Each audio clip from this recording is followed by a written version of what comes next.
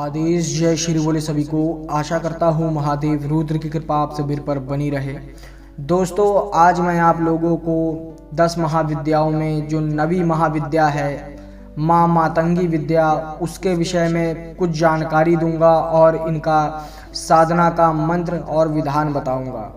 दोस्तों, सबसे पहले आप जान लीजिए कि 10 महाविद्याओं में जो नवी महाविद्या है मातंगी माता की विद्या, इनकी कार्य क्षमता क्या होती है, कार्य प्रणाली क्या होती है और किस प्रकार से ये साधक को फलीभूत करती हैं, किस प्रकार से उनको आशीर्वाद प्रदान करती हैं।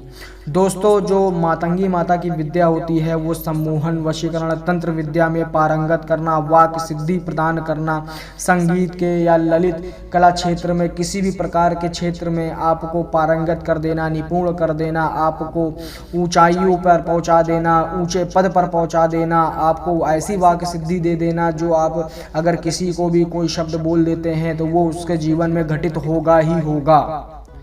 दोस्तों, जो मातंगी माता के साधक होते हैं, जो मातंगी माता के सेवक होते हैं, जो उनके भगत होते हैं, वो बहुत ही सौम्य रूप से और बहुत ही शांत स्वभाव के होते हैं। ये उग्र रूप की देवी तो हालांकि नहीं मानी जाती हैं, पर अगर इनकी उग्रता अगर वो अपने सामने लेकर आती हैं तो उनके आगे कोई भी नहीं टिकता है। हालांकि इनका जो स्वरूप देखा गया है वो पूरा नीला गहरा रंग का देखा गया है और किसी मतलब वर्णित में किसी शास्त्रों में बताया गया है या किसी किताबों में जिक्र किया गया है कि इनका काला रंग भी देखा गया है, पर जो रंग मोस्टली देखा जाता है, बताया जाता है और प्रचलित है वो गहरा नीला रंग का है। 16 साल की उम्र की एक सुंदर कन्या के रूप में इनका स्वरूप होता है और सौम्य स्वरूप होता है दोस्तों। और दोस्तों, जो इनके जो भैरव होते हैं, भैरव मतंग भैरव होते हैं और वो भी शांत स्वभाव के होते हैं, ज़्यादा उग्र स्वभाव के इनको भी नहीं देखा गया है। दोस्तों, देवी का जो घनिष्ठ संबंध उच्चिष्ट भोजन पदार्थों से होता है, इसीलिए यह देवी उच्चिष्ट चंडालिनी के नाम से भी प्रसिद्ध की गई हैं।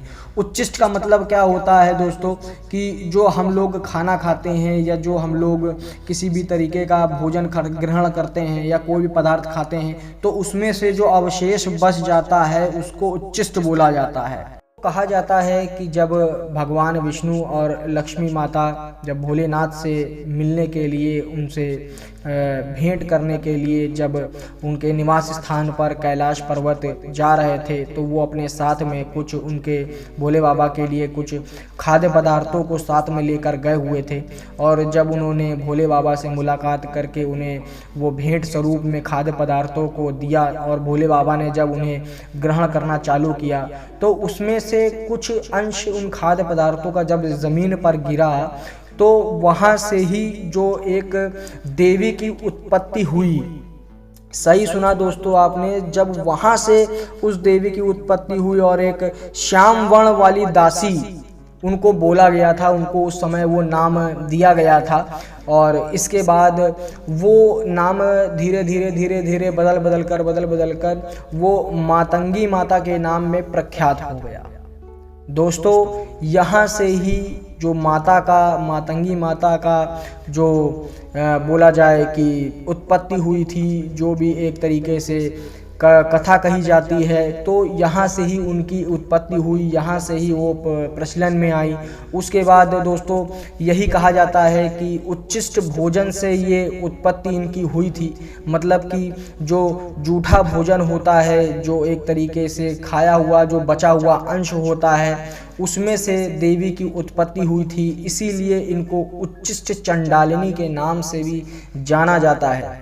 दोस्तों, ज़्यादा बात ना करते हुए मैं आप लोगों को इनका जो साधना मंत्र विधान है मैं आप लोगों को दे रहा हूँ।